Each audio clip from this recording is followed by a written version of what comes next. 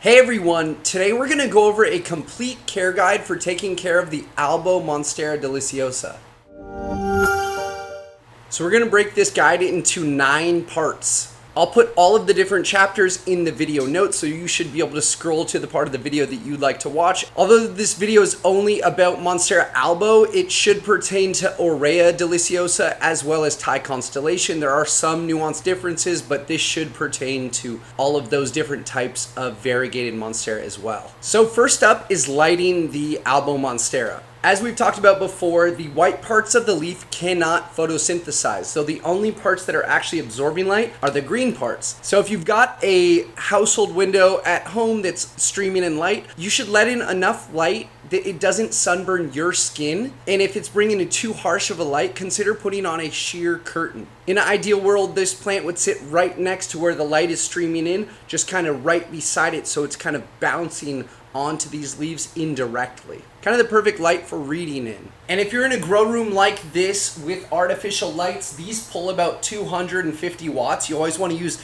the actual wattage of the light, not what it's kind of labeled or marketed as. I keep these lights, you can see they're about 3 feet away from these, and I have them double stacked. They're also on a mover. But if I were to keep these stationary, I'd probably keep it about 18 inches to 2 feet away from this Albo Monstera. And just always keep an eye out for a little bit of bleaching, which will present itself as a little chlorosis, that veination, as well as some yellowing along the edges. This might be also over fertilization, but we'll talk about that in a little bit. The key takeaway with lighting is that the lighting is going to dictate how much the plant is going to suck up water and exchange carbon dioxide and oxygen out of its leaves. So the light is going to dictate photosynthesis. We have a good recent video on that. Next up is watering. I keep all of my Monstera albos in simply leca, but I also water these plants about every couple of days, and it's on an automated system, so I don't have to worry about hand watering. When we do the albo shows though throughout California, we mix the plants in a mixture of leca with perlite, 50-50 mixed. So we put little layers. We also have a video on that explaining that mix. It's one of my favorite ways to pot a plant that's ready for the consumer. So if I'm going to take a plant home, I actually don't have any of these plants at home, but if I were to take a plant home, I would pot it in that and put a drainage hole in the bottom, water it about once per week. Once I see this drainage hole drying up, the leca, right now there's water actually dripping out of it because I watered them recently, but once that bottom rock dries up, I'll know it's my time to water, and then I'll kind of use that interval, whatever it took, 7 days or 10 days, and then just water on that consistent pattern, assuming that my environmental conditions have not changed. But every grow room is going to be different, and because I keep this space so warm, I'm actually watering these plants almost twice a week. But it will depend on how much light your plant has. It will depend on the humidity and temperature and the amount of evaporation going on through the rocks. But the key to remember with Monstera ALBO is the number one way it dies is overwatering. It has a really big, thick root system, and it can survive a lot longer periods of drought than most people consider. And this kind of leads us into substrate and media. As I said, my favorite way to take care of these plants is to put it in 100% leca and water it every couple days. I understand that's not convenient for most people taking care of their plants, especially if you have a bunch of plants. So the first one up, as I said, is to mix 50-50 with leca and perlite. My next favorite media to use is just a simple aeroid mix. We've done an updated video on this, which contains coconut husk, perlite, some coconut coir, and other different items for drainage. The main idea with this aeroid mix is to increase that drainage. That's why we're using leca here. And if you want to kind of extend that window, add in that perlite to kind of fill the voids in between the leca. That will extend out your watering period. If you want to go up to like 2 weeks plus, sometimes even 3 weeks, depending on how much coconut coir you add into this or peat, try an aeroid mix if you need to be out of town for 2 to 3 weeks. But again, more water in your substrate, the slower your plant's going to grow. Roots need oxygen in the root zone to really grow and thrive and propagate. That's one of the key ingredients to propagating well is oxygen in the root system, and we'll cover that here shortly. And finally, yes, you could technically pot in outdoor potting soil or some sort of good soil, but I can't say that that's going to lead you in the best direction and get you the best results for your Albo Monstera. These are very expensive plants. The number one way people kill them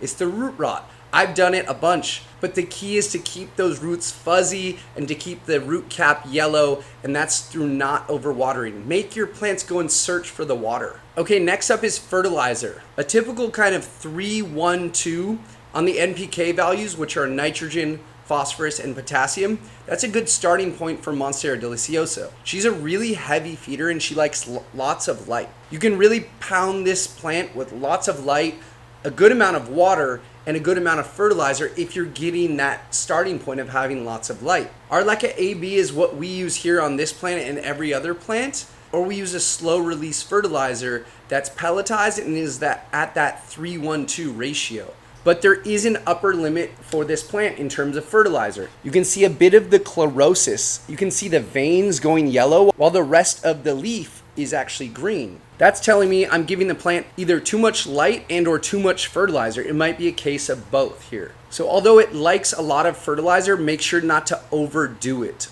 Okay, next up is temperature and humidity, the environmental conditions around the plant. For temperature, you're gonna aim in the ideal window of about 75 Fahrenheit to 85 Fahrenheit. You can get up into the 90s, but note that photosynthesis should slow down and almost stop into the 90s so that that plant kind of shuts down, closes its pores just to protect itself from potentially something that might kill it. And on the lower end, kind of in the 60s Fahrenheit and below, the plant will likely survive above frost, but again, that metabolism is going to slow and stop, and those cells aren't going to be dividing as fast as possible, so you're going to just have a much slower growth rate. And what we're always trying to do, at least in my case, is optimize growth of these plants. So look for that 75 to 85 degrees Fahrenheit. They come from Mexico and kind of Central America, a little bit of South America and the Caribbean. So look for that kind of tropical warm climate that they get year round down there in the tropics. And next up, humidity. It should make sense that these come from the rainforest, so it should be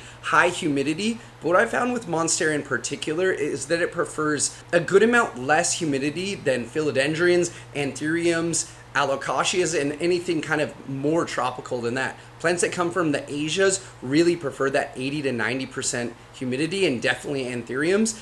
Philodendron's kind of in the 70s, and I found Monstera really likes it between like 55 and 65% relative humidity in the air. And that kind of goes for all Monsteras. I've killed off Albo adansanis with too much humidity, and this blackening you'll get, which is natural on your albino parts of the leaves, will really be expedited and increased and will start to degrade really rapidly when you put the plant in humidity conditions above 70%. It's overall just a very resilient plant, so no need to go crazy with your humidity conditions here. In the early days of kind of stabilizing this grow room, we went for a humidity level into the 70s and 80s to kind of appease the anthuriums at the back of the room. But what we found is the Monstera started kind of suffering with that level of humidity. But typically Monstera does not command that high humidity level. It's just a much more easygoing plant than all of the other genera we talked about earlier. Almost of all the aroids next to Syngonium, Monstera has to be up there for one of the most easygoing plants.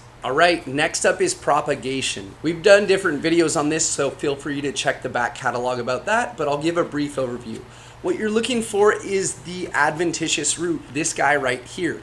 And you want to get it when it's kind of fresh out of coming out of the stem, because then it has that yellow root cap on it. And that's where the cells are going to divide and make that root longer, and that's exactly when you want to cut it, so that it starts and continues to root on that journey, instead of kind of browning off and becoming that brown aerial root, and then it's hard to kind of restart that process. But right now that root is searching for water. And what I found is if I cover it with leca, it really likes that, and if I give a bit of a spritz down there, or kind of water right on top of that root and those rocks, the plant will start rooting into that leca. And that process kind of kickstarts my rooting journey for this exact node. On this specific plant, I would go down just below the root, and I would cut with a clean pair of scissors, stick it in a glass of water to kick off that root and see a little bit of growth, and then finally go into this aeroid mix and keep that plant, that cutting, in a higher humidity environment around the 70s to 80s so that it focuses on producing roots in this cup instead of trying to grow foliage without roots. That's what causes yellowing leaves on cuttings. And here is some stratum we talked about a couple videos ago. We've got a little bit of a yellowing leaf, which tells me this plant might have roots. there's a good bundle of roots there on this stratum, which is an aquarium pebble we made a video about, and I'm quite impressed with how it's working. I have killed a couple albos with it. I found it works best for philodendrons, but this is also a good option once you kickstart that little bit of root growth in your water for about 5 to 15 days. Then throw it in some stratum mixed with perlite, or you can go into the aeroid mix, or just keep it in water and it will slowly keep reproducing roots. Keep your water clean and change it often. Add some hydrogen peroxide as a bonus. Also, I found with the water method, I've tried a lot of different rooting hormones. The one that kind of works best is just water straight, or if you're gonna add something, add a couple drops of Super Thrive. And after propagation, I think it's only fair to talk about variegation. Things like this can happen, all white leaf, all green leaf. But we've talked about it in a previous video, again, about how to maintain the variegation on your Albo Monstera. If you get all green, you can cut that back and tell the plant to stop producing that, go down to a node below that, and start producing at that level. But as you can see on this horn, as we call them, that is the auxiliary bud. And it's actually coming out of a portion of this stem that has a slight stripe of green through it. So it's just very lucky that that bud landed dead onto that stem. So I know that this variegation will be a good mix of marbling, cream, and green colored in the leaves. It starts off as like a blurry oval and then kind of becomes like a bump, like a pimple. And then we call it a horn because I don't know what else to call it. And then this will slowly turn into a leaf.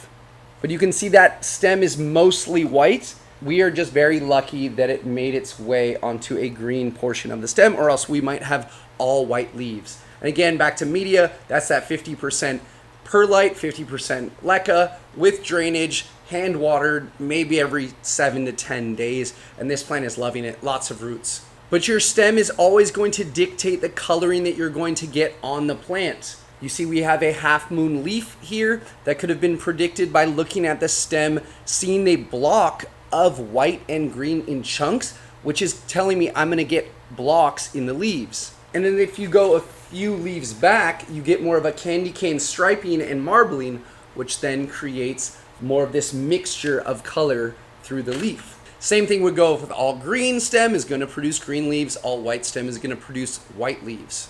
And if you ever want the plant to stop producing that, as we talked about, take a cutting from that all white or all green side and it will curb back that growth and move its growth back 1 point to the next auxiliary node. Hopefully that lines up and you get the right variegation. Just see where that bump is on the stem, and if it's all white or all green, you might be in trouble. Okay, and finally pests. I found Monstera is one of the most resilient to pests. I've only found thrips on a regular Monstera batch kind of like 3-4 years ago on a bunch of seeds I was growing of just regular deliciosa. I wasn't taking care of them or neglecting them, and I was neglecting them, and they got thrips. That was taken care of with neem oil, but I've never seen Albo, and I've also been on my spraying of neem, but I've never seen Albo get anything on the leaves. But as a prevention, spray neem oil. We only use neem oil and BTI in this greenhouse to fight spider mites and kind of a broad variety of bugs, as well as BTI to fight fungus gnats, because fungus gnats are just a part of gardening. I've seen Standaleona, a different Monstera, get some stuff on the leaves, same with Adansani, but Albo deliciosa, I've never really seen any issues with pests. The main thing that I cannot stress enough is don't overwater your plant. And that's kind of the final thought here, is don't overlove your plant. These plants are really resilient and can take lots of different temperatures and humidities. They just can't take like overwatering of the root system, because that leads to root rot. All the time you save on your Monsteras and caring for them, just devote to your anthuriums and go ahead and spray those bad boys with neem oil once a day. All jokes aside, these plants just don't get as many mites as the fuzzy philodendrons, anthuriums, alocasias, and all these other different plants that just kind of host bugs and love bugs. And I've never really seen any root bugs on these plants either. I hope this guide was complete, and I hope this helps you answer some of the questions you had about variegated Monstera. I did reference a bunch of different videos in this video, so you can look back through our catalog of YouTube videos, and we covered a lot of these individual topics. I hope I linked them through the video. And I'll try and put those some down in the description as well, with the timestamps for these different chapters. Thanks you guys so much for watching this week's video. I know it was long, but thank you for sticking with us. If you want to come back for another video, click subscribe, and we'll see you next Saturday for another video on rare plants. Thanks for watching. Have a good day.